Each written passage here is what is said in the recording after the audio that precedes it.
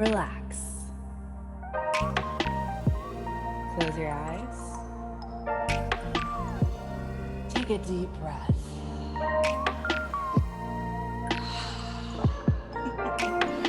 Welcome to Pillow Talk Radio, the most delicious place to be. On this podcast, we explore how to create more connection, possibility, romance, and magic in love and in life. I'm your host and relationship specialist, Cora Boyd. Are you with me? Welcome back, Pillow Talkers. I'm recording this week's episode from my vanity. Sometimes I like to sit at the vanity like it's a desk. I just like to, I live in a very kitschy one-bedroom house with all sorts of nooks and crannies. And sometimes I like to mix up my workstation, but there aren't that many traditional options in terms of spaces. So sometimes I like to work at the vanity. It's fun. It's fun. I get to admire all my oils while I do it. I get to stare deeply into my own eyes as I record like I'm doing right now. So here we are. It's intimate. Guess what? I dyed my hair black. You may have seen that on Instagram. That's kind of an exciting update on my end. And also my new mini trampoline you've heard me being very excited about arrived. So that's what's going on with me. Hope things are going well on your end and there are some fun updates, big and small. In this episode, we're going to talk about the learning edge. And this is something that came up recently in one of the coaching calls for the program Turned On that is currently running, one of my programs that's running. And I was reflecting after this came up in the call, I was reflecting on this as a conceptual understanding that's so important and so applicable, not only applicable, but relevant and comes up, emergent? I don't know. Anyway, it comes up in all areas of life. So I just feel that this is a good thing for us to have a conversation about today. And it really is, when we understand it, we can work much better with ourselves and we can also work much better with other people, because a lot of arguments happen when one person has reached their capacity around a certain conversation and there may be, a boundary, a conversational boundary around like, yo, I've maxed out here. And then the other person might feel pissed, right? But when we don't have language to describe what is happening, when we don't have language or understanding of what is happening for someone else, or even for ourselves, it can create a lot more conflict than there needs to be, right? Because we can still feel frustrated that someone has maxed out and we're like, well, we're not done. It's kind of like when someone like orgasms way before you do, and you're just like, excuse me, right? And like, it's okay to have some personal frustration, and we also get to process that frustration not from a place of blame. Anyway, a primer of just the various ways that having different capacities and different endurances in different areas in our lives, it comes up all over the place. So, LOL, it comes all over the place. Oh! Okay, let me take a sip of my chamomile tea.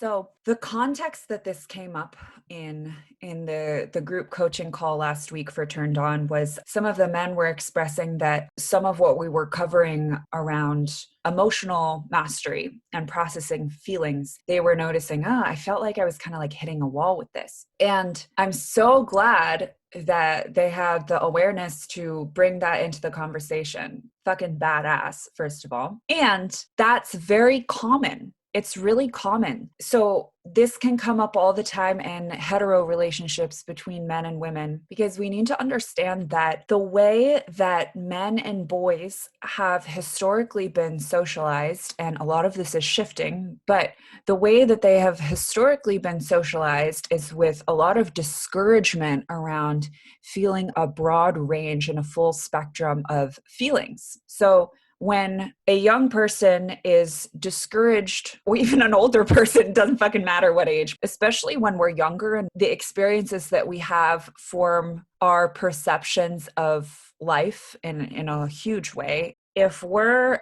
told implicitly and explicitly that it's not okay and it's not safe for us to express and feel a broad range of emotions, what we're going to learn from that is to mute our emotions, right? To kind of like close that channel of feeling. And that is the experience for a lot of men. And I'm just going to kind of speak in hetero cis terms around this. There's obviously a lot more to this conversation and gender identity, etc. So what's important to understand with feelings is that we don't selectively numb feelings. We're not like, oh, okay, I don't want to feel sadness, but I want to feel happiness. So I'm going to turn down the volume on the sadness, numb this, and just not feel those feelings, right? Because actually what we're doing when we're numbing or avoiding feelings is we're muting the channel, our capacity to feel all of the feelings. It's actually really common for men as they're learning to be in more of the nuance of the emotional experience to feel really fucking exhausted, really like emotionally exhausted, right? Because what they're doing is there are obviously many different experiences that people have, but in general terms, growing a capacity to feel and process feelings. So that endurance, the endurance to emotionally process may be growing and building. So what can happen a lot in hetero relationships is that she actually has more emotional endurance because she's been practicing it longer, right? It's a muscle that has more strength. We can think of it in the physical terms too, right? Where like if you're a runner and you go on a run with someone who is new to running or maybe has never gone for a long distance run before, you're going to be able to run a lot longer and a lot farther than them. So this is true for emotional endurance as well. And what I want us to understand is that psychologically, there are various facets of our psychology that function like muscles, like discipline, for example, like decision making. We can actually exhaust, fatigue those muscles psychologically. So for anyone listening who's in a hetero relationship, I hope this sheds some light of like, oh, these times when he has disengaged, it's not necessarily that he doesn't care. It's that he's reached his max. He's maxed out of how focused he can be in that conversation that takes emotional labor, right? That takes energy. He may get emotionally exhausted faster than she might. And it could go the other way around, right? This is probably more commonly occurring with men growing the emotional capacity, but not necessarily. So this brings me to the next point, which is that we all have different capacities to be with different things. Energetically, right? We have different energetic capacities. And the beautiful thing is that we get to grow our energetic capacity around anything. But when we're learning something new, or it's something that we are growing in, we might reach our capacity. And we might reach our capacity sooner than another person because we all have different capacities for different things, like the running example, right? Like the emotional processing example. We have different capacities also with different subject matters. For someone, for example, who has had a lot of emotional charge and overwhelm and confusion around personal finances, they may only have capacity to do 20 minutes of it at a time before they kind of max out, right? They're like, because it's really emotionally charged. Or, for example, learning and building and growing awareness around racial injustice, right? We have different capacities for that. And what I'll say it to anyone else listening who's also white is we do have a responsibility to learn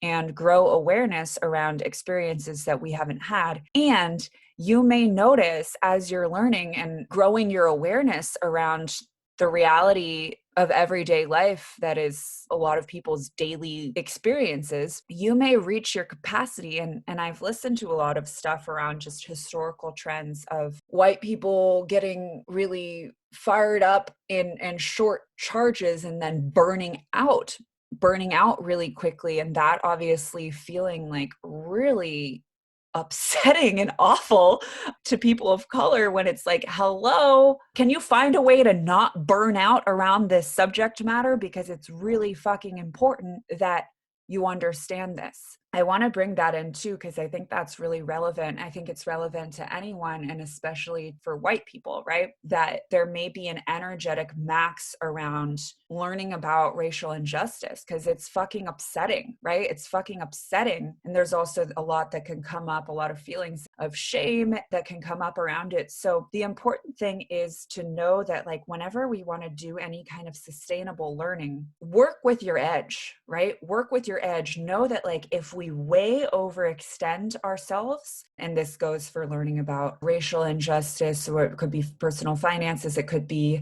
emotional conversation, it could be therapy, like any learning that also has emotional charge around it, we can reach our edge around. So when we know that, and we know that that is what is happening, we can work with that edge and say, okay, cool, I've reached my edge for the day. I'm going to come back to this, or I'm going to come back and re-engage with this, right? Whereas when we aren't aware of what's going on energetically, and that we, are fatiguing ourselves or way overextending ourselves, whatever the subject matter or the thing or the activity might be, we can go way over the edge to the point where we get really strung out and develop an aversion to engaging with it at all, which then, is this pattern of like gung-ho burnout. I'm not gonna do any of this. And we can create sustainable learning when we recognize that we might have an edge around something, and that's okay. And the important thing is to be aware of that and to be able to communicate that with other people and understand what's going on, so that you can come back to the things that are important and re-engage and not go into this seasons of plenty pestilence pattern. And this is funny because that's a phrase I actually use around online dating a lot too, because a lot of people burn themselves out around online dating, where they'll go like buck wild and like swipey swipe, swipe, swipe. And then they're like, fuck this. They overextend themselves, and they're like, fuck this. And they get off the apps for like 4 months. And then they get on it, like, right? When it comes to engaging with things in a sustainable way, we need to be aware of our edge. So I'll give a few more examples just to bring in a handful of different flavors here. One of the women I'm currently learning from, who is just an absolute genius. This woman, she lays shit out, and I'm just like, whoa. And I noticed this. I purchased a handful of her programs, so I have access to many hours of content from her. And what I noticed is that at first I could really only listen to like 20 minutes at a time before I was so like mind bended that I maxed out. So I was wondering for a while, it's like, what the fuck is going? What am I like being avoidant around this? Like, what is happening for me around this? Because I'm so interested in what she's saying. And then I'm noticing that I like am behind, or, I'm feeling behind rather, on listening to this content that I want to be listening to. But really what was happening, and what is still happening around this content, is that I'm growing my capacity. So at this point, I can listen longer. I can listen for longer. And I also honor the fact that, hey, like, I'm growing capacity to be with this subject matter and to be with this content, because it's just like so fucking mind bending. And I've also noticed that because it's so intellectually stimulating, it doesn't work if I listen at night. I could listen at 7 or 8 p.m., but not really past 9 if I want to be going to sleep, because my mind gets so active that I'm just like,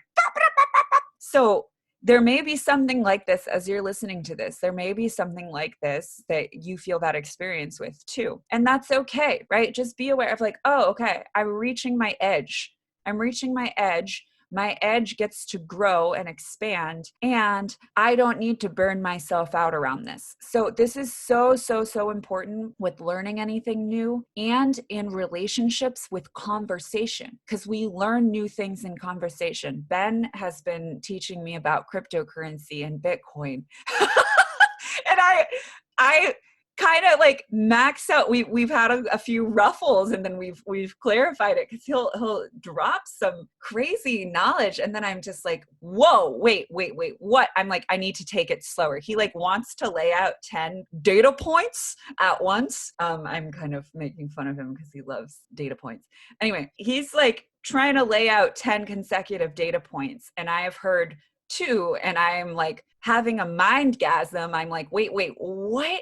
So you're telling me that blah, blah, blah. And then I'm like, he's like, yes. And then you mine the Bitcoin. I'm like, wait, but where do you mine the Bitcoin from? Like, it's so new to me that it takes me longer. I need to be with bits of the information for a longer time and really process them. So we have to have some communication around that, right? Where I'm like, hold the phone.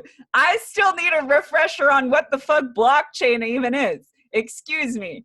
So know that in conversation, in relationship, whether you're working through something and there's emotional processing that's happening, or one of you is sharing something that the other one doesn't know as much about, the other person is going to have a different capacity. It's likely that they will. They might not. So you work with that, and that's awesome, right?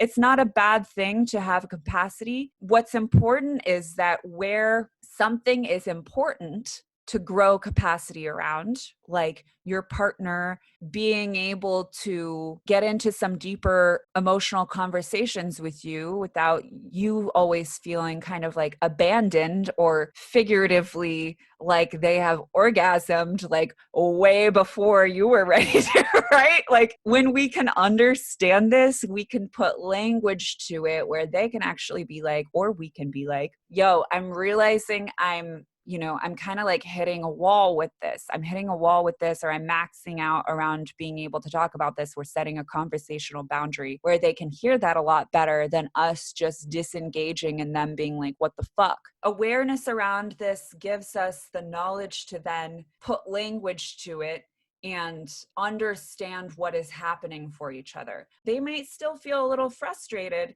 We might feel a little frustrated. We get to feel frustration without putting frustration on them, right? So another way that we can think of this is a term that I use with my coach, is that it does not compute. So if you've ever done this kind of workout where the intention is you want to do reps until the muscle is fatigued, until you reach muscle fatigue. It's a similar thing, right? Where if you're in a coaching session or a therapy session or whatnot, it's actually really dope.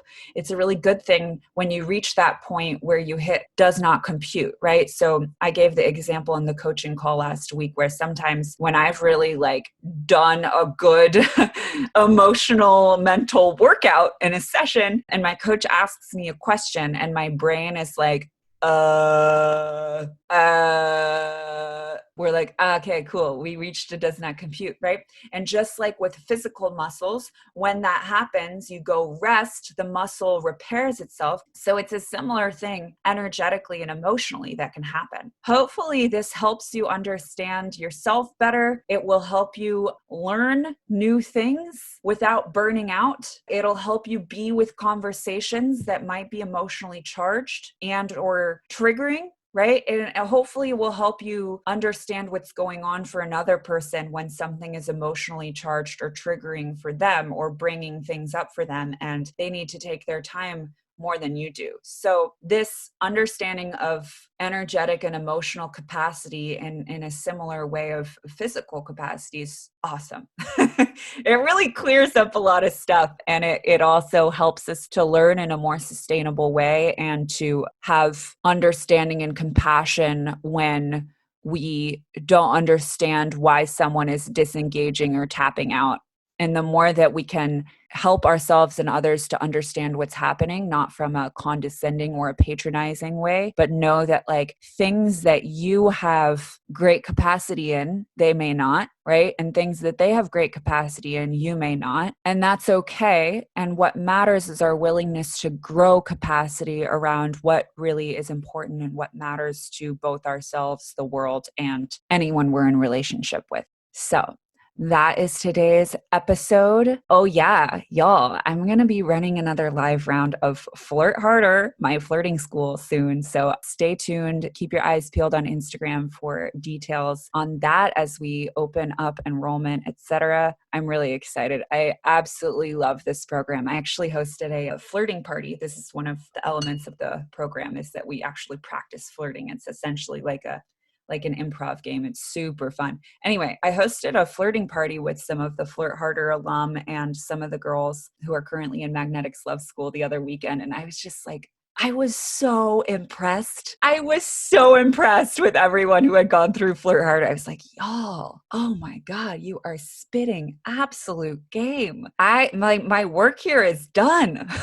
So anyway, Flirt Harder, the art of creating attraction, will be enrolling again for another round soon. So keep your eyes, ears peeled on that. And please leave a review of the podcast on Apple Podcasts. That's super helpful. If you want to support the podcast with a contribution, you're very welcome to. You can find the link to that in the description to this episode. If you resonate with this episode, if you had a aha moment, if you hit your edge, whatever the case might be, I always love hearing how this is connecting with you. So please repost, tag me on Instagram, and I'll catch you on the next one. Thank you so much for listening to this episode of Pillow Talk Radio. I'm Cora Boyd, and make sure to subscribe so we can keep you in the loop. In the interim, you can find me on Instagram at @TheCoraBoyd, YouTube Cora Boyd, website coraboydcoaching.com. Have an excellent rest of your day, night, morning, evening, whatever it is, wherever you are, and we'll catch you next week.